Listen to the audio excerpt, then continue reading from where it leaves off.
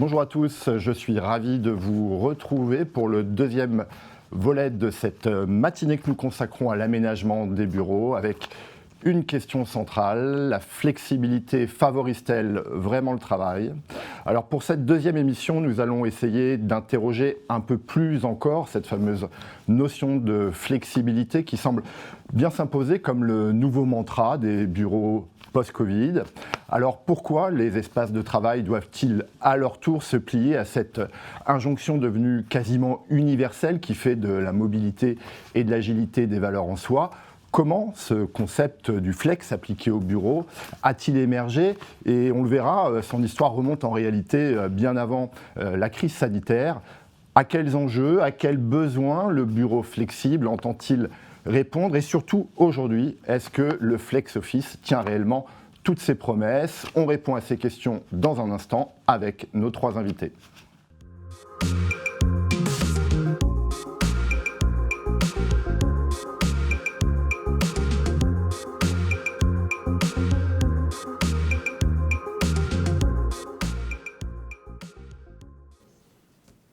Autour de la table, avec moi ce matin, j'ai le plaisir d'accueillir Céline Léonardi. Bonjour, bienvenue.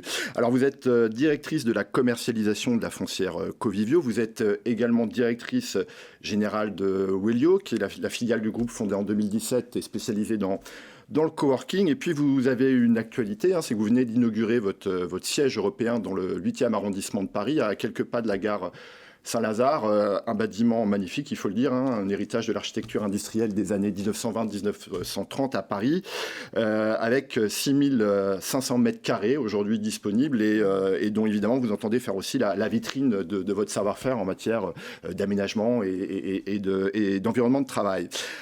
À vos côtés, Valérie Guéné, bonjour également, bienvenue. Alors vous êtes le directeur du design studio JLL Tetris à Paris, un studio composé d'une quarantaine de designers, un peu plus d'une quarantaine de designers, qui conçoivent et réalisent des bureaux, mais pas que, vous intervenez aussi dans des domaines comme l'hôtellerie et le retail. Donc votre éclairage nous sera précieux ce matin. Et enfin, j'ai le plaisir d'accueillir Jean-Pierre Bouchez, chercheur en sciences de gestion, directeur de recherche à l'université de Versailles-Saint-Quentin Paris-Saclay. Alors, vous connaissez bien le monde de l'entreprise, mais aussi depuis l'intérieur, puisque vous y avez exercé de longues années en tant que directeur des ressources humaines. Vous êtes l'auteur d'une dizaine d'ouvrages, dont le dernier est paru fin 2023 aux éditions de Buck.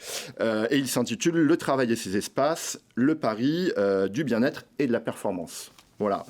Merci encore à vous trois. Alors, je l'ai évoqué rapidement en introduction de ce débat. Lorsqu'on parle aujourd'hui des enjeux du bureau, difficile d'échapper au sujet de la flexibilité et plus encore à celui du flex office, sans qu'on sache toujours bien précisément ce que recouvrent ces notions ni d'où elles viennent.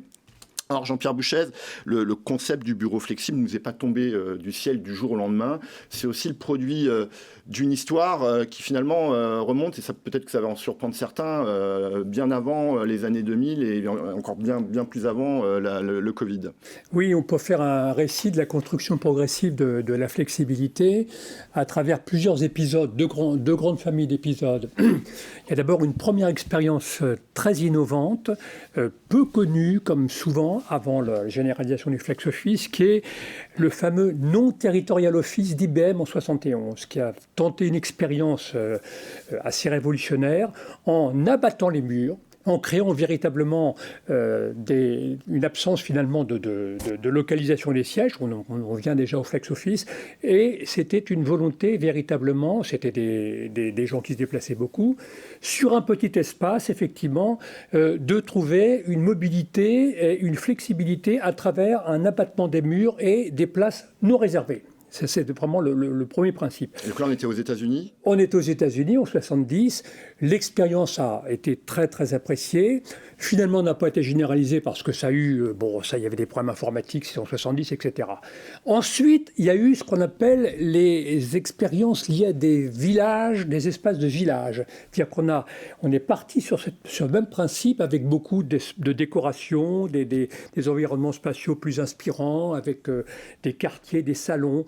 Mais c'était toujours des petites expériences, et notamment la plus connue a concerné Interpolis dans les années 90. Mais déjà... Aux Pays-Bas. Aux Pays-Bas, tout à fait. Je vois que vous êtes très informé. Non, mais déjà, l'Europe n'était pas, voilà. pas forcément en retard sur ces questions-là. Exactement. Alors avec des quartiers, des espaces réservés. Et on voit déjà pratiquement que dans ces années pré-2000, le flex-office est déjà inventé. Ce qui est intéressant, c'est qu'il est réservé à des petites expériences qui ne sont pas encore très, très généralisées. Alors c'est à partir des années 2000, finalement, que la notion de flex-office généralisé arrive et se médiatise, alors notamment en France par le fameux Andersen Consulting, enfin, qui va devenir Accenture. Et là, il y a eu une grande médiatisation qui reprend à l'essentiel, je dirais, tout ce qu'on a pu voir antérieurement. Alors, on dit que c'est une innovation, certainement une innovation par sa généralisation, mais je dirais que toutes ces innovations de murs qui tombent, d'espaces ouverts, de places non réservées, avec beaucoup d'avantages sur les services annexes, étaient déjà pratiquement existants auparavant. Alors, ce flex-office va encore évoluer dans cette deuxième période. C'est ce qui me paraît le plus intéressant dans ce débat. C'est qu'on va arriver vers ce qu'on appelle l'activité-based working. Alors, c'est une expression qui est peu connue, curieusement, alors qu'elle est largement utilisée par les experts et les spécialistes, qui nous vient aussi un petit peu des États-Unis, mais notamment d'Interpolis, qui a inventé ce courant, et qui, en gros, constitue une amélioration qualitative du flex-office. Alors, par exemple, on a des espaces qui ressemble effectivement à tout ce qu'on a vu auparavant, mais de manière encore plus formalisée, mais fondée sur l'activité.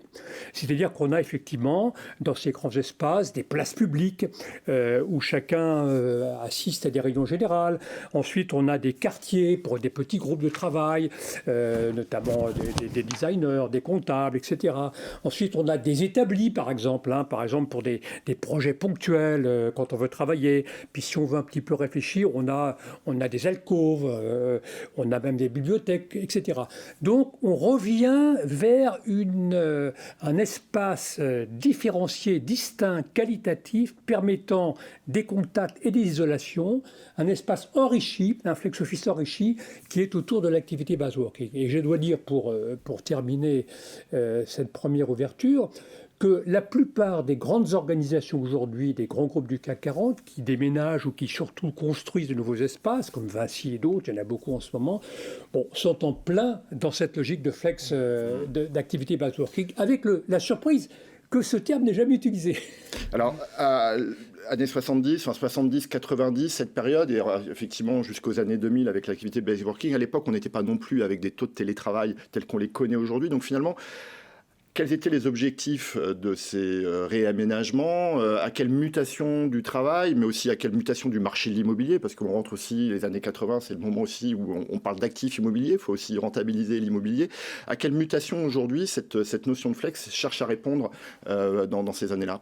Alors, je dirais que la grande différence, vous avez tout à fait raison de le souligner, c'est l'optimisation des espaces, qui effectivement est arrivée au sein d'Accenture, c'est des consultants. On ne peut pas imaginer effectivement que des gens, des consultants ou d'autres, d'ailleurs qui se déplacent beaucoup, laissent des espaces vides, et ça tout le monde l'admet. Donc cette optimisation des espaces a été effectivement une caractéristique majeure. Je dirais que l'inconvénient aussi, qu'on retrouve aussi, parce qu'il faut voir les faces différentes, c'est qu'on a perdu, notamment au niveau d'Accenture, ça a été reconstitué après, les relations personnelles, la proximité, puisque les places ne sont pas réservées, et que ça a été reconstruit artificiellement et informellement. Bon, donc, pour répondre à votre question, optimisation de l'espace, mais au détriment malgré tout quand même d'une perte de communauté, de proximité des gens, qui a été rétablie par le flex-office, par l'activité based working en particulier. C'est ça que l'on peut dire essentiellement. Alors, les années 80, même dès le départ, les années 70, c'est aussi un moment où on voit s'élaborer une nouvelle doctrine managériale. Effectivement, on mobilise le travail d'une façon différente. On commence à s'attaquer à la bureaucratie, réputée trop lourde, justement pas assez agile. Est-ce que finalement, l'émergence de ces premières expérimentations de flex-office, c'est pas aussi la matérialisation d'une nouvelle, j'allais dire, et c'est pas un gros mot, idéologie du travail? En tout cas, on cherche à mobiliser les salariés autrement, et notamment dans une économie de la connaissance qui demande de la transparence, de la communication. Est-ce que dès le départ, le flex, ça répond aussi à cette réalité-là? Alors le flex et l'activity base, en fait, ça date, je pense, vous me détromperez peut-être, 1950, Peter Drucker qui commence à justement réfléchir à une autre manière de devenir performant et aussi d'autres objectifs, une autre organisation de la production. Donc ça veut dire que par rapport à une chaîne de montage où on avait des postes très identifiés qui étaient consécutifs, on doit travailler avec de l'intelligence, on doit travailler aussi déjà avec la volonté et l'organisation, la motivation des salariés. Donc on parle de collaboration, on parle de leadership, et tout ça, ça finit par s'incarner dans un espace de travail. C'est-à-dire que par rapport à les cubicles ou à une notion très très performante, mais on va dire en termes de rationalisation immobilière, qu'on voit entre les années 1910 jusqu'à 1950, on cherche à travers une économie du savoir, on parle d'ailleurs de travailleurs du savoir à l'époque, et dans le débat, je suis d'accord avec vous, on va aboutir à d'autres travailleurs maintenant qui vont aussi changer la manière dont on va consommer l'espace, mais on arrive à se poser la question de savoir comment on va l'utiliser, cet espace-là, et donc on se pose la question de l'activité. Et c'est vrai que le terme d'activity-based working, moi, ça fait une quinzaine d'années que je suis dans le secteur tertiaire, c'est une espèce de serpent de mer qui revient très très régulièrement, avec une difficulté particulièrement en France, à faire adopter cette notion-là, parce qu'il y a une notion de hiérarchie, de territorialité, et une valeur d'estime apportée au bureau individuel qui est un marqueur social important. Donc il y a déjà cette évolution-là qui, après le Covid, on a vraiment passé un pas, mais il y a aussi cette dimension, j'allais dire, de dynamique des espaces qui est liée à des problématiques purement immobilières. Et donc le flex office, pour partie, et l'activity base, on travaille déjà sur des choses qu'on ne nomme pas comme ça, mais très clairement, quand on a commencé à consulter les salariés sur l'organisation de leurs espaces de travail, le terrain de jeu, il est finalement, en termes thématiques, assez simple. Il y a des salles de réunion, il y a des espaces de travail qu'on va diviser en espaces de collaboration informelle et puis de concentration, et puis des espaces de communauté. Une fois qu'on a dit ça, dire à un collaborateur, on met une salle de réunion ou pas à côté d'un espace de travail, ça reste assez limité. Par contre, l'approche qu'on a dans les ateliers, on en fait encore régulièrement avec nos clients, c'est de leur poser la question de savoir comment ça se passe une journée de travail, comment ça se passe une semaine, un mois, une année, et en fonction de ça, d'aller voir globalement quelles sont les activités qui vont être pratiquées par l'entreprise et quel type de solution, quel type d'espace on va pouvoir mettre en œuvre. Alors je pense qu'on va revenir un peu plus tard sur justement la méthodologie aussi, mais juste un point sur lequel aujourd'hui je voudrais être certain que cette notion de flex, en tout cas, elle n'est pas uniquement, en tout cas à l'origine, liée à une volonté d'optimisation. Elle est là aussi pour incarner une horizontalisation de l'organisation, de ce travail en réseau aussi qu'on promeut. Est-ce qu'il y a aussi derrière ce récit sur le travail qui est porté par ce mode-là d'aménagement des bureaux? Elle s'inscrit en fait dans un schéma que j'ai fait.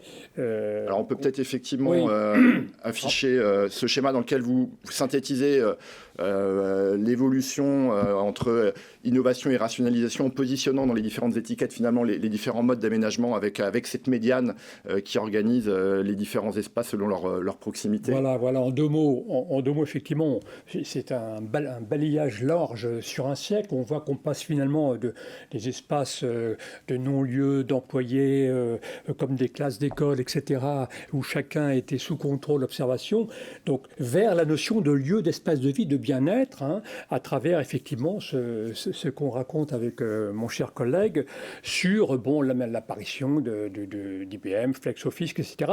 Et on voit bien qu'on est au carrefour finalement dans ces deux abscisses et ordonnées entre de la rigidité à la flexibilité en bas effectivement qui se combine avec du contrôle extrêmement serré vers de l'autonomie et je dirais que cette médiane milieu traverse tout ceci pour arriver vers ce que j'ai appelé le bien-être performatif conditionnel, mais on le verra tout à l'heure, notamment un certain nombre de conditions doivent être réunies pour y arriver. Alors, évidemment, 2020, personne ne l'ignore, il y a quand même un événement qui va sans doute jouer un effet catalyseur, accélérateur inespéré, en tout cas, sur cette question-là. C'est bien sûr la crise du Covid-19 et les expériences du confinement. Jusqu'à présent, ces expériences de flex office n'étaient pas forcément associées à une génération du travail hybride. Là, on a quand même cet événement qui va jouer un rôle absolument quasi révolutionnaire dans ces questions-là. Comment l'essor de cette hybridation du travail va-t-elle remodeler, redistribuer les besoins de flexibilité dans les bureaux post-Covid ? Valérie, si vous... Ça, Valérie, un peu parler. Ouais. Alors, comment cette flexibilité... On parlait tout à l'heure de cette notion d'autonomie du collaborateur. Et donc le fait, c'est que maintenant, le travail, c'est pas quelque chose qu'on doit considérer comme détaché d'un rythme de vie et également de valeurs qui sont des valeurs personnelles. Donc s'il y a un impact qui est assez fort, c'est le fait de devoir, pour les entreprises, non seulement intégrer le parcours, ou en tout cas l'expérience du collaborateur au quotidien. Une des problématiques majeures qu'on a au retour, c'est le retour au bureau. Une grande partie des appels d'offres qu'on a actuellement, c'est un des premiers sujets, c'est comment réenchanter le bureau. C'est un thème un peu courant, c'est comment on va faire revenir les collaborateurs au bureau. Donc ça veut dire déjà qu'on va prendre en compte l'individu, donc il y a un rapport plus individuel entre le salarié et son entreprise dans cette partie-là. Et donc c'est un des impacts qui est important, donc c'est la prise en compte des attentes des collaborateurs aussi. Et puis il y a aussi toute cette notion qui est liée, j'allais dire, à une incertitude sur ce que va être demain. C'est-à-dire que oui, on a vécu le Covid, on a vu que ça a libéré non seulement des talents, mais aussi des potentiels. Donc on surfe aussi sur cette vague-là. Mais l'idée, c'est, il y a un retour assez intéressant qui dit, bon voilà, est-ce qu'il y avait une meilleure performance au retour dans les travailleurs hybrides qui sont en télétravail? Est-ce qu'il y a une meilleure performance de ces collaborateurs quand ils sont chez eux ou quand ils viennent au bureau? Et en fait, le problème, c'est qu'il n'y en a pas véritablement d'indice qui montre que les collaborateurs ou que la performance des collaborateurs a changé. On va dire que globalement, ceux qui étaient déjà pas très performants le sont encore moins et ceux qui étaient déjà très performants le sont encore plus. Donc en fait, ce levier de la flexibilité, il sert avant tout pour arriver à comprendre... C'est pas pour faire des économies quand même. Alors si, pour faire des économies, c'est ce qu'on a c'est beaucoup reproché c'est à... le sujet pré-Covid, ouais. Ça. C'est-à-dire que dans les années, on va dire 2010, on a des études nombreuses qui montrent, en Ile-de-France par exemple, que les espaces de bureaux sont occupés à 60%. Ouais. Voilà, en termes de surface.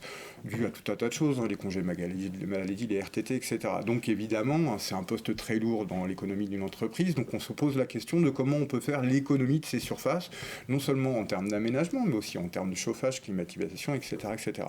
Du coup, en fait, on se dit qu'on va diminuer, on va rationaliser davantage l'usage des espaces, et puis ça signifie que donc tous ces espaces qui étaient aussi des espaces qu'on retrouvait dans les bureaux individuels, eh bien on va les repartager. Donc il ne s'agit pas d'utiliser sur ces 60% les 40% pour s'en débarrasser complètement, mais se dire quel modèle on peut mettre en place pour arriver à accueillir tous les collaborateurs avec des temps de fréquence qui sont différentes au bureau au quotidien et faire en sorte de faire des économies qui sont substantielles. Moi, je ferai un petit complément, pardonnez-moi, un tout petit complément qui est intéressant par rapport à ce qui a été dit, c'est que ce Covid a été un véritable crash test. C'est eu un effet de considérable et ça a finalement montré, pour schématiser, qu'on a eu deux grandes catégories d'entreprises. Il y a des entreprises, effectivement, qui étaient déjà éclairés, qui étaient déjà responsables et qui, effectivement, en générant la confiance, la délégation, se sont adaptés beaucoup plus facilement que d'autres et ça a été vraiment un point majeur de visibilité. Et puis, il y a eu aussi des entreprises qui n'ont pas accepté, qui ont été dans une logique tout à fait défensive, sous forme de contrôle, qui ont loupé le coche, qui sont contre-productifs par rapport à ceci. Donc il y a eu un effet d'entraînement, je dirais, global, quand on regarde un petit peu les études et les analyses, pour favoriser quand même une forme de prise de confiance et de délégation, tendance lourde générale qu'il faut effectivement affiner selon les catégories. Mais ça, cette notion de crash test et d'épreuve est importante de ce point de vue-là. Ah oui, par rapport à ce que disait Valérie, je trouve que ce qui a été assez marquant, c'est toutes ces images de bureaux vides, même si ça datait des années 2010.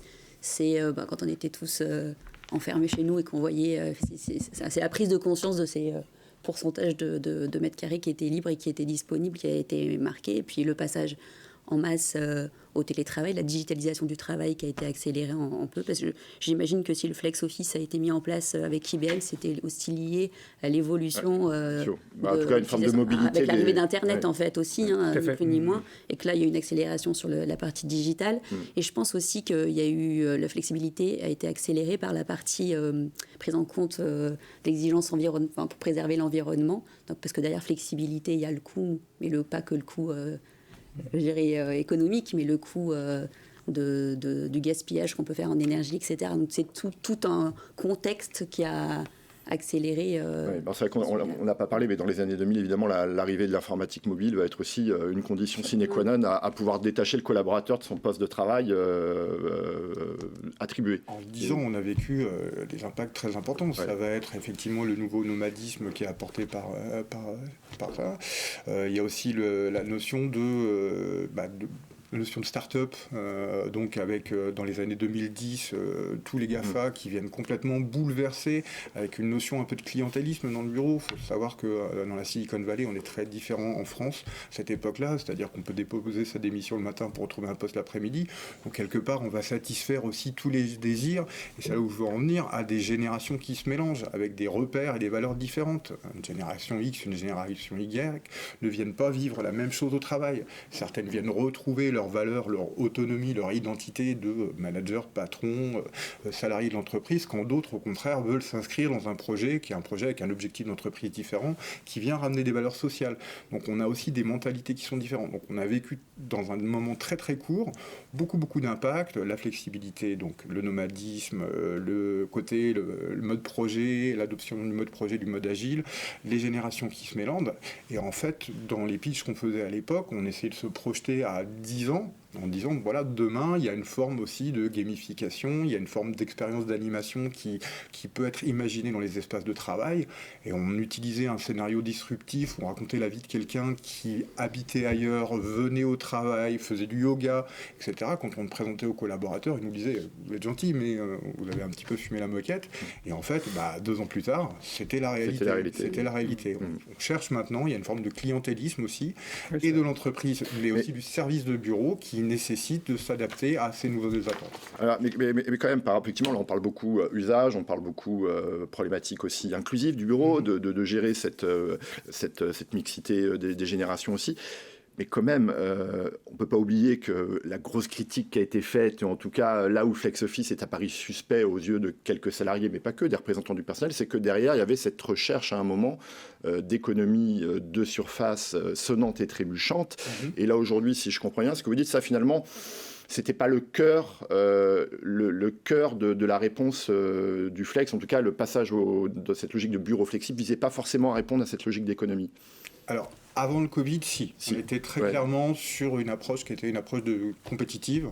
Et c'est à ce moment-là, d'ailleurs, qu'on voit du côté purement construction bâtiment, on cherche à développer davantage de flexibilité dans les actifs. Ça va, par exemple, dans toute la production d'air neuf, où on s'aperçoit qu'on a de plus en plus de besoins en termes de collaboration.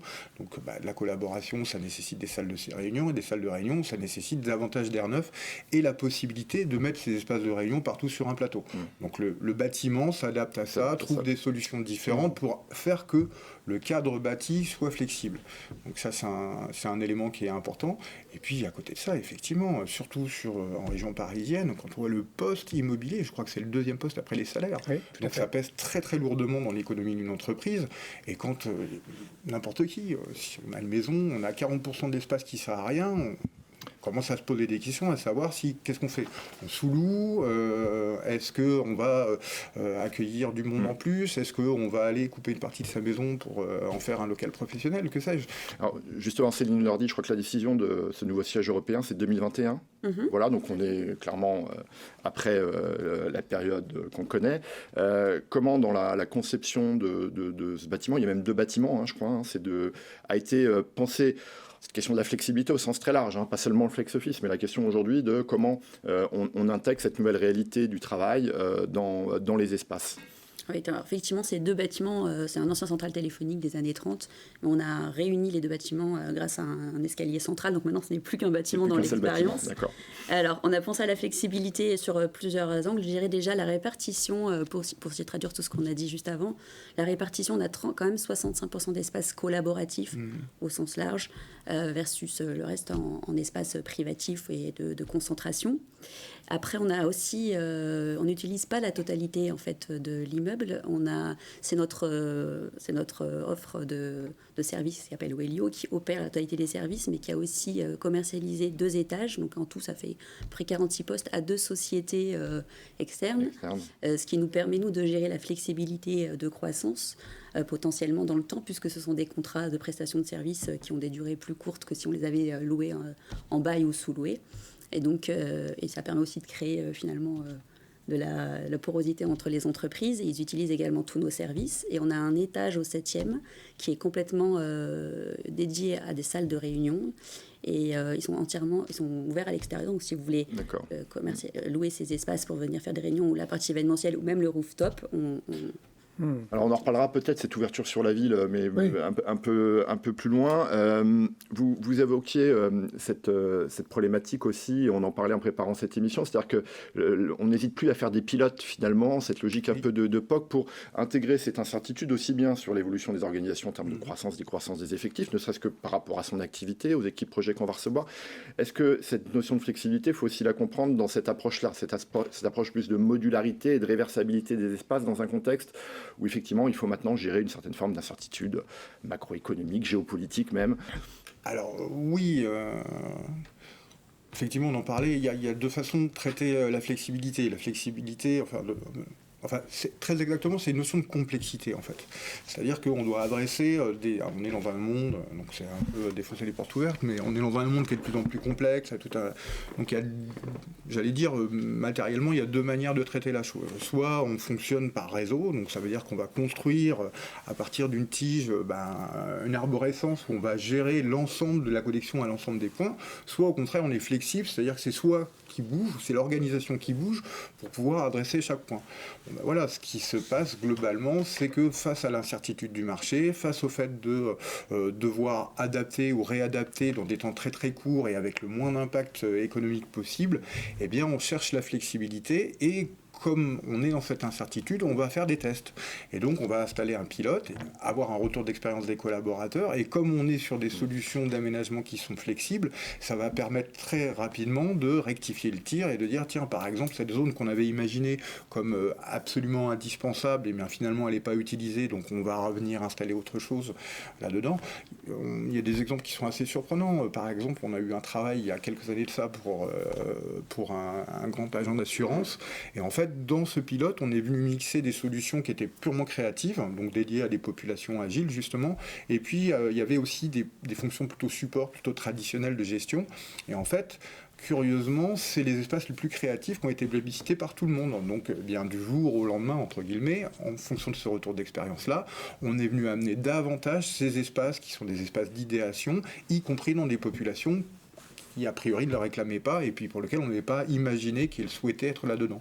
Alors après, valeur d'estime, est-ce que c'est une fonction support qui désire avoir les apparats de fonctions créatives ou peut-être tout simplement une façon de réinventer son travail différemment et de se dire, tiens, un contrôleur de gestion, il a besoin aussi peut-être d'un pouf et d'un tableau pour pouvoir partager ses idées au mur.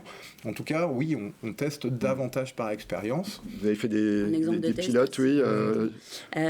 Alors déjà aussi, c'est sur le fait que la flexibilité, elle est encore plus utile en ce moment parce que dans une période de transition, parce qu'on est tous en train de se dire que on ne sait pas exactement où on va arriver. Et donc, pour gérer cette transition-là, cette flexibilité-là, dans un immeuble à Saint-Ouen, qui s'appelle Sopop, on a en fait fait 2 choses. On a conçu le bâtiment comme un musée, comme Palais de Tokyo, donc, où c'est tout l'aménagement et la décoration qui va faire l'événement et qui va pouvoir évoluer en fonction des usages avec le retour d'expérience, alors que la coque va rester neutre. Et on a installé aussi, en utilisant tous les capteurs de la GTB et en travaillant sur la création d'une plateforme avec notre partenaire OnePoint, on arrive à monitorer l'utilisation réelle des différents espaces. Et en tant que propriétaire aussi, on était prêt à suivre, on est prêt à suivre nos clients avec une flexibilité du bail qui irait avec l'utilisation réelle en fait, du bâtiment. Et ça nous permet en parallèle aussi d'optimiser les consommations énergétiques. Non, c'est quasiment toutes les coches toutes les cases de la flexibilité. Alors, je voudrais qu'on affiche effectivement des chiffres qui sont issus d'une étude réalisée par JLL avec l'Institut CSA Research, publiée en janvier 2020. 24. Voilà, elle s'affiche à l'écran. Donc, une étude qui conforte un petit peu ce que nous disions à l'instant, qui fait le constat que le phénomène du flex office est en train de s'imposer de façon assez indiscutable. JLL parle d'une déferlante qui pourrait concerner plus de 4 salariés sur 10 d'ici 2 ans. On serait donc passé avant la pandémie de 8% à 26% aujourd'hui, avec des projections à 40%. Avant de commenter ces chiffres, un deuxième graphique également qui parle cette fois plus de la répartition aujourd'hui de ce mode d'aménagement, sachant qu'il y a toujours eu un sujet. Finalement, le flex office ne concernerait que les Parisiens ou en tout cas les travailleurs des grandes métropoles. Finalement, ça serait aussi un sujet qui serait l'affaire principalement du secteur privé et le monde public, en tout cas le monde des collectivités serait à l'écart. On voit aujourd'hui que finalement, ces sujets-là sont moins des sujets que le secteur public place aussi au flex. Constat, est-ce que c'est des chiffres qui vous surprennent ? Est-ce que par rapport à votre expérience, à votre observation de la réalité, vous pensez que cette projection de 40% de salariés demain concernés est réaliste ? Non, moi je crois que je confirme, ces chiffres sont cohérents avec un mouvement lourd et porteur, mais qui est quand même conditionnel à mon sens. En général, j'y mets 2 conditions qui me paraissent importantes, que j'ai pu vérifier sur le terrain. C'est d'une part la maturité organisationnelle et managériale de l'entreprise, c'est-à-dire que c'est la capacité effectivement à déléguer, travailler en réseau, etc. Donc je dirais être en phase avec cette flexibilité intelligente et éveillée. Et deuxièmement, évidemment, ce dont on parle depuis le début, des espaces conviviaux, collaboratif, coopératif. Ces 2 conditions combinées en quelque sorte, qui touchent à la fois l'organisation de l'espace et l'organisation du management, etc., donc qui sont absolument associés, sont les conditions pour qu'effectivement ceci se réalise. Ça, effectivement, donc c'est des projections sous conditions pour vous, voilà, conditionnelles. Mais qui vont souvent dans le bon sens. Valérie Gagné, pareil, c'est des chiffres qui émanent de votre maison mère, donc vous ne les découvrez pas là maintenant. Non, est-ce que on en est nourri d'ailleurs, ça nous permet, mais on les challenge un petit peu aussi sur les approches. Non, il n'y a rien de surprenant là-dedans. On en parlait avant pandémie, une logique vraiment économique. Pendant la pandémie et après, adoption massive du télétravail, donc une façon aussi, on l'a tous constaté, venir se balader dans un bureau le lundi ou le vendredi avec des espaces qui sont complètement vides, ça fait un peu mal au cœur, parce qu'on a aussi l'image de cette entreprise qui a l'air d'être moins vivante. Et puis, considérant alors il y a peut-être des logiques aussi immobilières. Par exemple, quand on parle de la différence entre le secteur public et le secteur privé, oui. Historiquement, le secteur public est souvent propriétaire de ses actifs. Et donc, l'engagement pour pouvoir redévelopper un actif de manière différente, il est beaucoup plus lourd qu'une entreprise qui peut switcher en prenant un bail à un endroit à un autre, et voire même qui a fait de plus en plus recours à des tiers-lieux, c'est-à-dire lui donnant une flexibilité quasiment instantanée. Donc il est normal, on parle du mammouth de l'éducation nationale, il est normal que le mouvement en termes étatiques soit plus lent. Néanmoins, on est consulté actuellement sur plusieurs projets qui justement montrent une volonté aussi de se transformer, pas autant d'un point de vue de performance immobilière pure que plutôt sur une volonté de s'engager dans un développement autour des problématiques durables, autour des problématiques d'économie d'énergie, où finalement, et c'est vrai, c'est une vraie tendance actuellement, s'il y a un vrai changement de paradigme depuis le retour après le Covid, c'est l'idée que les gens ont compris que globalement on passait sur une sorte d'économie du savoir et qu'il était normal de partager les espaces. Avant, j'avais pas mon bureau ou ma voiture de fonction, globalement c'était comme si j'avais pas ma Rolex à 40 ans ou à 50 ans. Inacceptable. J'étais un loser. Là, maintenant, au contraire, il y a plutôt cette idée qu'on va aller partager les ressources, partager les moyens, et que du coup, ce qui est intéressant, c'est la vie qu'on va vivre au bureau, encore une fois, toute cette notion d'attractivité, de rétention des talents. Alors, je compléterai juste les propos tout à fait que je partage. On voit aussi beaucoup d'entreprises, un certain nombre d'entreprises qui ont des espaces de corporate coworking. Il y a eu le fameux cas d'Orange, qui d'ailleurs, c'est terminé je crois, qui crée des conditions pour faciliter l'innovation et la coopération au sein de leur organisation. De même qu'on a des grands groupes comme Thales, Renault, qui louent des espaces de coworking pour créer effectivement une ambiance hors entreprise, créer une solidarité, etc. Bon, ça c'est ma première remarque. Et deuxième remarque sur les territoires, effectivement, on sent qu'il y a une concentration, et c'est un des problèmes, effectivement, une concentration dans les grandes agglomérations. Mais on voit aussi que des espaces de coworking, de tiers-lieux se développent quand même sur les territoires insuffisamment, mais c'est quand même un mouvement porteur. Et aussi, autre chose, c'est que les premières études qui ressortent aujourd'hui sur le fameux départ à la campagne, etc., n'est pas très fort en réalité. Il y a eu un courant, on en a beaucoup parlé médiatiquement aussi, attention, on va s'installer avec ça. Ça existe, mais ça n'a pas eu l'effet escompté. Donc, dans ce panorama, c'est important d'apporter ces petites précisions. Je veux bien compléter, Bastien, sur ce point. C'est... sur la totalité des dossiers qu'on a vus chez Covivio, le premier trimestre, c'est à peu près 25 000 m² loués. La totalité des clients passaient au flex office. D'accord. La totalité sur combien de mètres carrés ? À peu près 25 000. Il y avait toujours le flex office qui était mis en œuvre. Et je dirais aussi qu'on l'a pas mis en exergue, mais c'est aussi un moyen pour rentrer. Alors je vais faire sur l'Île-de-France, mais pour rentrer dans Paris. On a beaucoup de clients qui aussi font le choix de réduction de surface et de passage au flex office pour aussi offrir à leurs collaborateurs une localisation qui est dans la capitale. Et je dirais qu'il y a un métier qui n'est pas encore passé au flex office, mais pour des raisons de confidentialité de métier, c'est le cabinet d'avocats. Pour l'instant, ils préservent encore leur bureau, mais pour... Alors, ceci dit, les cabinets d'avocats nous challengent là-dessus. J'ai fait quelques cabinets ces derniers temps qui nous demandent s'il y a des précédents en termes de partage d'espace. Comment ça se posait la question ? Il se pose la question, et encore une fois, là, on est sur cette notion de mentalité. Pour un jeune avocat, avoir son bureau, c'est une condition. Là, on n'est même pas en train de parler de la nature de l'activité, parce que l'idée d'avoir de la concentration, un travail documentaire, etc., on sait très bien le traiter avec des espaces qui sont des espaces, j'allais dire, de déconnexion sur lesquels on va être concentré, travailler de manière concentrée. Donc, on identifie ça, et on est plus proche, dans ce cas, de la notion d'activity-based working, puisqu'on va se rendre dans un endroit qui est adapté à son activité.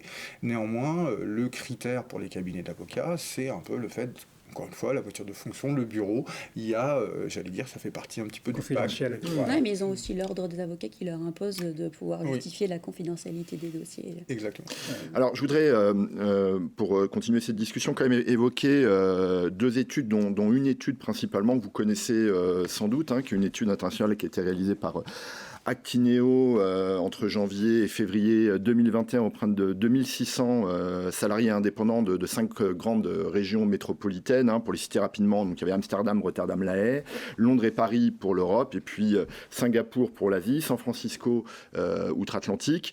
Et cette étude a posé la question aux personnes interrogées. Demain, quelle expérience de travail sera recherchée par les salariés et les indépendants ? Et la réponse est 50% d'entre eux souhaitent un poste attribué dans un bureau fermé. Donc je répète, 50% d'entre eux souhaitent un poste attribué dans un bureau fermé, 42% un poste attribué dans un petit bureau partagé, 35% dans un open space, et seuls 30% des personnes interrogées donc optaient pour le choix du poste non attribué, pour dire les choses rapidement, du flex office. Je cite également très rapidement une autre, parce qu'elle n'est pas isolée, cette étude, il y en a un certain nombre que vous citez d'ailleurs, Jean-Pierre Bouchès, dans votre ouvrage, une étude de l'ESSEC en 2020 aussi, dont on a beaucoup parlé, puisqu'elle concernait 2643 employés, avec une préférence du côté des répondants, 40% d'entre eux préféraient le bureau individuel, 21% le bureau partagé, 12% l'open space et 4% finalement le flex office. Et puis cette même étude a été refaite en 2021, et je vous fais grâce des chiffres, mais en gros on avait des tendances similaires. Quand même, on ne peut pas passer à côté de ce sujet, ne pas poser la question. Le flex office s'impose dans les faits, mais sans parler d'un rejet massif, c'est quand même un sujet qui est loin de faire l'unanimité du côté des salariés. Et quand on leur pose la question, semble-t-il, si on ne remet pas en cause ces études, eh bien ils préféraient tous, en tout cas une majorité, être dans des bureaux, si ce n'est individuels, en tout cas des bureaux fermés. Est-ce qu'aujourd'hui, présenter les choses comme ça, c'est faire une erreur ? Parce que finalement, le sujet, c'est pas de dire je réponds aux desiderata du salarié, il veut un bureau individuel, je donne un bureau individuel. Ça se présente dans une équation qui est un peu plus complexe, mais quand même, qu'est-ce que ces chiffres vous inspirent par rapport à la réalité aujourd'hui du développement du flex office ? Moi, je dirais que le statut reste très très fort, notamment pour partir d'un certain niveau de responsabilité, et que la représentation sociale, de ce point de vue-là, la logique de pouvoir est très forte en France. Enfin, c'est une des caractéristiques sociologiques en France où effectivement la représentation, la notion de propriété de son personnel, etc. Alors là, ce n'est pas qu'en France, parce que même du côté des GAFAM, apparemment, quand on leur posait la question... Alors, oui, alors, effectivement, mais moi je parlais juste de la France, mais vous avez raison.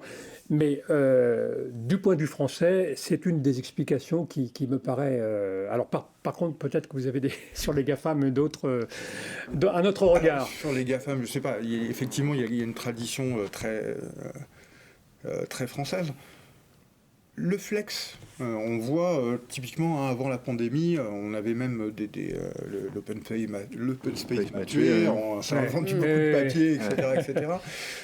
Encore une fois, le flex, c'est pas une solution en soi, c'est un moyen de parvenir à un résultat. Donc si on s'imagine qu'on va faire des économies en appliquant le flex, en fait, c'est un peu comme si on mettait le doigt ici et puis que ça allait fuir ailleurs, c'est-à-dire qu'on va résoudre peut-être une problématique de coût immobilier, mais à côté de ça, la rétention des talents, on va dire tout l'investissement, l'engagement des collaborateurs, on peut le perdre parce qu'on a des conditions de travail qui sont dégradées.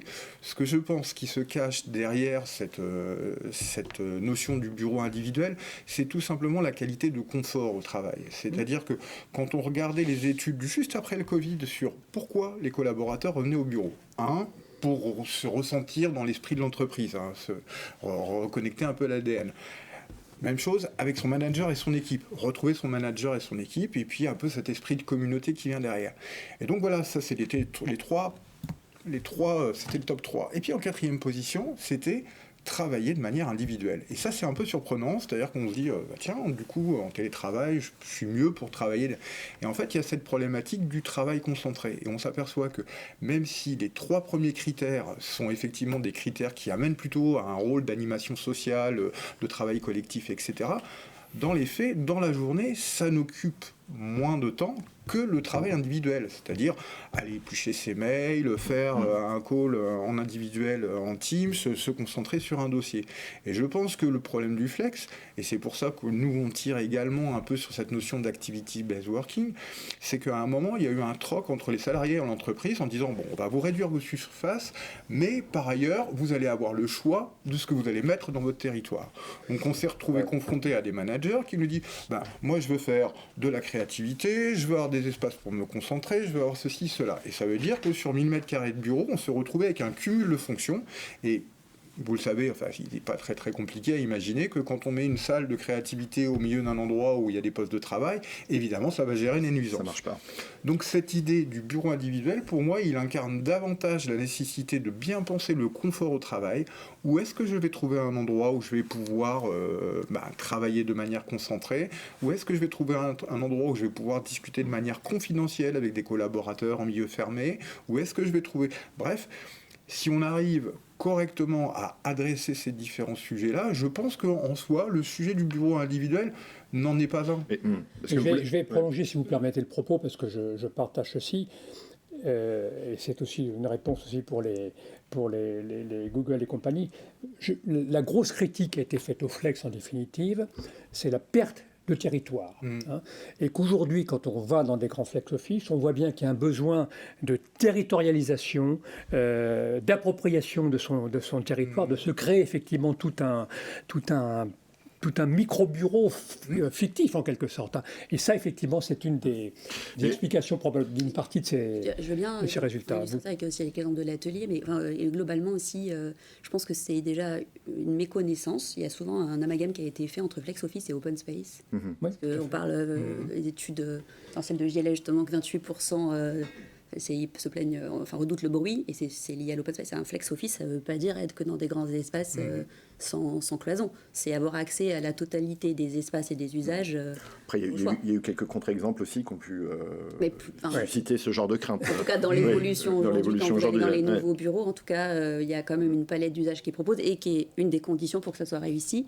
Dans l'atelier, on avait passé au flex office chez Covivio. Ce qui n'était pas le cas avant. Non. Ah oui, d'accord. On est à un taux moyen autour de 85%, et en fait on l'a adapté en fonction des équipes. On l'a pas fait tout de même. Dans mon équipe, où il y a une bonne partie de commercial, on est à 63%, il y en a qui sont plus sédentaires.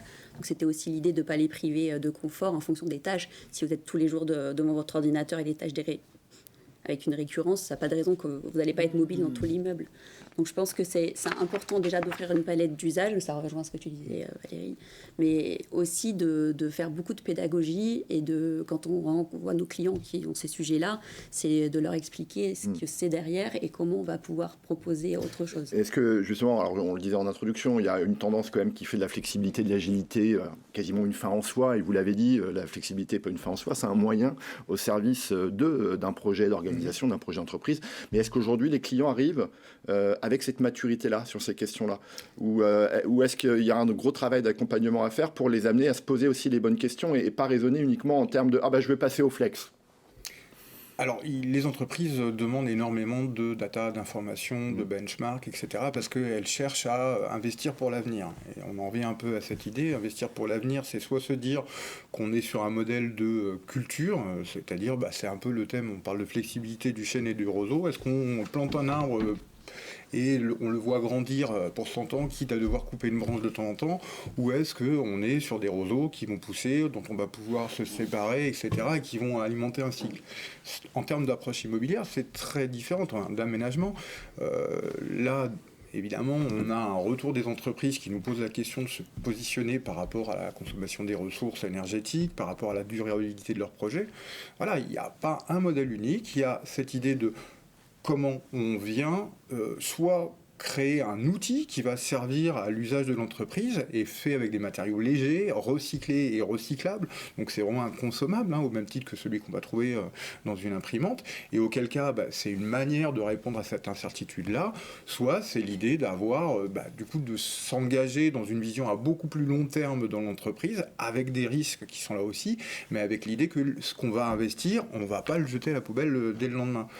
Là, il y a la vraie différence qui se fait, c'est que ça, c'est le point de vue des entreprises. Du point de vue des collaborateurs, on en parlait tout à l'heure, la notion d'économie du partage, la notion aussi de voir un peu l'impact qu'on a, la guerre à nos portes, la planète qui est en train de cramer, etc., fait que les collaborateurs veulent aussi s'investir là-dedans à titre personnel, mais ils souhaitent aussi participer au mouvement de l'entreprise. Oui. Donc ils exigent de l'entreprise un engagement et ils souhaitent aussi que cet engagement-là il soit physiquement incarné dans l'aménagement des bureaux. D'ailleurs, maintenant, aujourd'hui, la participation est absolument incontournable. Je l'ai encore vu récemment, Société Générale et d'autres. Il y a des tas de groupes de travail qui se font et effectivement, il y a une collaboration dans la co-construction avec des groupes de projets, etc., sur ces nouveaux espaces, effectivement, dès lors qu'il y a des déménagements ou des réaménagements. Alors, désolé, je vais enfoncer un petit peu le clou je vais faire un peu l'avocat du diable, mais quand même. Manque d'intimité, perte de marqueurs individuels et collectifs, sentiment de précarisation, sentiment d'interchangeabilité des salariés, survalorisation du savoir-être, parce que quand même, il faut savoir se comporter, c'est-à-dire qu'il faut aussi adopter les bons comportements en flex-office. Je viens de citer quelques-unes des critiques et des craintes qui sont exprimées à l'encontre du flex-office, alors peut-être dans sa version un peu caricaturée, qui est celle des grands espaces ouverts et impersonnels. Mais jusqu'à présent, il y avait une réponse que faisaient un certain nombre de professionnels qui est de dire on préserve les territoires d'équipe, c'est essentiel, c'est le garde-fou pour pas justement tomber dans une forme de perte de repères, de perte de marqueurs.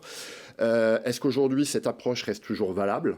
Est-ce que c'est une réponse vraiment efficace face à ces craintes qui s'expriment encore aujourd'hui? Et on donnera quelques chiffres dans 2 minutes. Il y a encore des doutes des salariés sur les effets délétères du flex-office. On parle de flexibilité, donc ça veut dire que par principe on parle d'incertitude. Donc le fait c'est de constater qu'il y a faut voir les évolutions qu'on a vécues. Là, on est en train de parler, on a terminé l'alphabet, génération Z, c'est terminé, on parle de la génération alpha, sur lequel on nous donne des retours qui sont quand même assez impressionnants. Cette génération ne voit pas comme nous, ne perçoit pas comme nous, mais d'un point de vue physique, ils ne voient pas la couleur, etc. Donc ils vont consommer aussi l'espace, ils vont avoir des attentes de l'espace qui vont être différentes. Alors par contre, il y a une chose qui reste claire, c'est cette notion du rôle social de l'entreprise et de l'espace de travail, et c'est ça qu'il faut adresser. Et encore une fois, le flex en soi, c'est pas un modèle, c'est une mentalité, c'est une façon de concevoir les choses. Encore une fois, on peut se dire j'ai des certitudes et on le voit dans des sociotypes très tendance en ce moment. Des jeunes qui vont soit au contraire être presque un peu réac et de dire on va revenir à des valeurs individuelles, des valeurs de presque patrimoniales, protection, avec des recours comme ça, et d'autres qui, quelque part, en fait, on voit un peu tout balader et disent ben non, il faut s'amuser, consommer, développer les choses. On est sur le même type de positionnement dans le bureau. Le tout, c'est comment on arrive à faire que le bureau soit un endroit où tous ces gens-là non seulement se retrouvent, mais aussi collaborent. On y arrive aujourd'hui ? On est en train de tester ça, on est en train de chercher ça. Donc on cherche la flexibilité pour se dire, eh bien voilà, on a un retour d'expérience, on va pouvoir corriger un petit peu le tir, mais dans les faits, il y a un public, et je parle d'un public de collaborateurs qui accepte cette perte, j'allais dire, de valeur d'estime du bureau, où j'ai besoin de mon bureau, etc., qui est beaucoup plus aussi amène de discuter de problèmes sociaux ou de problèmes beaucoup plus général et de les incarner dans le travail. Et du coup, l'activity base permet, selon moi, davantage d'être pédagogique vis-à-vis de ça. En gros, on se dit, encore une fois, on se repose la question de pourquoi on vient au bureau, qu'est-ce qu'on vient y chercher, et du coup, on peut aussi proposer une façon, justement, de répondre à ces problématiques-là. Une problématique très concrète. C'est ce qu'on a appelé le point d'ancrage d'équipe. C'est très très bête. Ça veut dire qu'on pourrait estimer avoir un plateau de bureaux avec tout un tas de bureaux qui sont, enfin de postes de travail qui sont partagés, qui pourraient être partagés de plusieurs équipes. Mais quand je me pointe le lundi matin ou le vendredi et que je dois faire le tour des plateaux pour essayer de retrouver quelqu'un que je connais, où est-ce que je vais ? Eh bien, le fait d'avoir un point d'ancrage, c'est-à-dire un peu un drapeau, c'est un totem, je sais que je vais pouvoir facilement retrouver mon manager et potentiellement des gens qui sont autour de lui quand je viens au bureau. En tout cas, c'est là que j'ai le plus de chances de les retrouver. Et c'est aussi l'endroit de personnalisation, alors pas individuelle, mais de l'équipe. Là où je vais mettre mes trophées, là où je vais mettre ma gagne, là où je vais mettre ma communication. Donc, on répond là à une nécessité un besoin de s'incarner dans un moment avec une relation qui est une relation managériale à une équipe de proximité. Mais à côté de ça, on va aussi entrer dans le plateau de travail par un espace complètement hybride et flexible, qui est le Work Café, on en voit partout maintenant, qui est un endroit de socialisation. Et en fait, finalement, on vient mettre des espaces, en fait, de choses qui sont très naturelles. On peut presque s'étonner que cette fonction ait été tenue sur des paliers d'ascenseur par des machines à café depuis des années, alors que c'est quand même un des moments les plus importants de la journée. On vit au travail, donc on a aussi besoin de raconter, de s'exprimer, enfin bref, d'exister à travers ce qu'on va y vivre. Moi, je voudrais quand même faire référence de nouveau à des études qui figurent encore une fois dans l'ouvrage que je citais en introduction de Jean-Pierre Buchet, des études qui sont intéressées finalement à est-ce que le flex office, le bureau flexible d'une manière générale, tient ses promesses, en tout cas sur deux plans, le côté amélioration de la performance productive du travail, qui est un terme que vous employez, je crois, Jean-Pierre Buchet, et également sur le plan de la collaboration et de la communication. Et alors, on n'a pas le temps de parler de ces études. En plus, elles utilisent des méthodologies et des cadres de observation qui ne sont pas les mêmes, donc les résultats ne sont pas forcément comparables, mais qui disent finalement, si je résume et vous me détrompez, le succès du flex repose paradoxalement sur des surfaces, des zones de repos, de repli, de concentration. En clair, le flex office fonctionne quand on recrée des espaces individuels, ou en tout cas des espaces de repli. Est-ce que ça, c'est pas un peu paradoxal ? Et est-ce que ça, finalement, ça amène pas à effectivement se dire, cette question d'avoir un petit peu concentré cette problématique du flex autour des postes non attribués, ça n'a pas desservi finalement en se disant, oui, il y a des postes non attribués, mais en réalité, des postes individuels, on en recrée plein à côté. Oui, on est d'accord. Ouais. C'est effectivement la grande critique qui a été faite autour d'Accenture, effectivement, c'était le fait l'absence de postes attribués, et on a bien vu que se reconstituaient de manière informelle des équipes, notamment les associés qui ont perdu leur poste, qui était quand même symboliquement extrêmement fort, pour parler de la valeur d'estime à juste titre que tu dis. Ils bloquaient les salles de réunion pour faire des bureaux. Donc on voit bien qu'effectivement l'activité base working et tout ce que l'on dit là, à travers une différenciation, une distinction des lieux, des petits espaces selon les activités au cours de la journée, constitue effectivement l'espace porteur à nos jours. Et ça, c'est incontestable. Il n'y a pas beaucoup de débats autour de ça. À condition, encore une fois, d'avoir une culture, une capacité des managers à lâcher prise, une capacité à favoriser la collaboration, être effectivement dans une ambiance effectivement d'ouverture collaborative pour être effectivement productif et performant. Parce que finalement, c'est un petit peu ce que je démontre un peu dans le bouquin, c'est qu'en définitive, le bien-être dans une perspective de management responsable, à travers toutes les recherches qui sont faites aujourd'hui, notamment aux États-Unis, montrent effectivement que c'est potentiellement générateur de performance. Et ça, c'est un aspect, alors mesuré académiquement, qui est effectivement intéressant de ce point de vue-là, sous réserve que ces conditions, effectivement, soient effectivement mises en œuvre. Un autre aspect, là, peut-être, qui concerne plus directement aussi un élément qu'on attend du Flex Office. Alors, c'était évoqué lors de la précédente émission, cette réalité aujourd'hui qui est d'un côté certains jours de la semaine. Alors, vous avez déjà donné des éléments de réponse dans notre discussion, mais je voudrais revenir là, sur ce point. Certains jours dans la semaine, on a des bureaux, sans être plein à craquer, mais en tout cas qui sont très occupés. Et puis d'autres jours de la semaine où clairement, on a des plateaux déserts. Et on peut imaginer, du point de vue d'une direction, que cette situation est inacceptable. Est-ce qu'aujourd'hui, le Flex Office permet de répondre à cette variabilité des taux d'occupation à l'échelle d'une semaine? Est-ce que ça repose plutôt sur des questions des pratiques managériales, ou la question de faire coïncider d'ailleurs les espaces avec les pratiques managériales, mais aujourd'hui, comment, face à cette réalité que beaucoup d'entre nous connaissons le lundi, le vendredi ou le mercredi selon les entreprises, comment est-ce qu'on répond aujourd'hui lorsqu'on a un professionnel de l'immobilier et de l'aménagement? Alors déjà, on constate que les entreprises elles-mêmes, elles ont changé et qu'elles ont mis en place une régulation avec des politiques d'entreprise. On a parlé de Google, etc., qui ont carrément, ou Tesla, qui ont interdit, le télétravail. Donc ça a réglé. Et après, il y a les autres qui ont régulé, qui ont mis en place, on a différents cas chez nos clients, mais soit on ne peut pas prendre tous les vendredis à chaque fois, de régulation pour qu'il y ait toujours...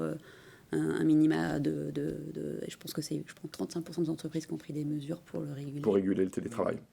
Après, ça a en plus des impacts aussi sur les services, sur la restauration et sur tout un tas d'autres choses qui doivent être mis en place.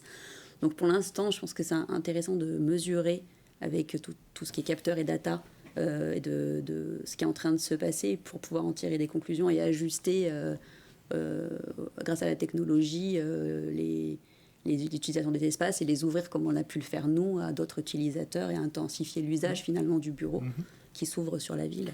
Alors est-ce que justement cette question-là, c'est pas un peu la nouvelle frontière de la flexibilité? Comment gérer cette variation du taux d'occupation qui peut avoir des deltas qui sont effectivement assez importants sur une semaine ou sur une échelle de temps plus longue? On est en train de se poser la question des usages de la surface de bureau en fait. Donc on se dit soit on a un levier managérial qui permet d'imposer à des gens, et c'est pas forcément des grandes entreprises, c'est souvent des petites entreprises qui se disent bon, on va prendre moins de surface et par contre on va avoir un turnover des équipes qu'on va faire tourner. C'est beaucoup moins facile justement, je pense, dans les grandes entreprises où il y a une attente encore. Voilà. Et puis après il y a toute cette notion et qui est une notion d'animation. Donc il y a un terme qui est un peu, j'allais dire presque galvaudé depuis 5 ans, c'est celui d'expérience. On souhaite avoir une expérience dans le bâtiment quand on rentre, une expérience au quotidien. On cherche même à avoir une expérience managériale. Dans les faits, ça correspond à des réalités. Pour travailler avec le design studio au quotidien, les idées, ça se trouve pas en claquant des doigts comme ça. Pardon pour le micro. Ça se trouve pas en claquant des doigts comme ça. Il y a besoin de nourrir aussi une réflexion et de croire que une fois qu'on a fait sa journée, on va aller se taper des expos, etc., etc. Non, il y a besoin de nourrir cette réflexion aussi. Et on voit, je reprends l'exemple du musée, l'idée aussi de venir intégrer justement tout un socle qui est culturel, j'allais presque dire pédagogique aussi, avec des réflexions pour que les collaborateurs partagent un même savoir, une même émotion aussi quand c'est porté par des logiques d'art, etc. Donc ce qui contribue aussi à créer de la cohésion sociale dans l'entreprise, et puis aussi pour développer un intérêt pour le travail. Donc en gros, on remet les gens dans une situation, je trouve que c'est assez caractéristique. On a des schémas d'organisation, on parle de campus verticaux, maintenant on est de plus en plus sur des campus horizontaux. Cette notion de campus, elle est assez importante parce qu'elle parle justement d'activity-based. Je me rends à un cours, je me rends à la bibliothèque, une fonction support, je décide de participer ou pas à une maison d'étudiants, à une entreprise, à me joindre à une association. Bref, on voit tout ce devenir qui se passe dans le campus, dans cette cette phase étudiante. Et on est donc sur des modèles d'organisation d'entreprise en termes de production qui doivent s'adapter en permanence. Donc là, l'économie du savoir, on est en plein dedans. On cherche des gens qui ont non seulement de la flexibilité, on va chercher des jeunes, mais aussi des gens qui ont un recul, une expérience sur les choses pour répondre à des situations. Et l'espace suit derrière.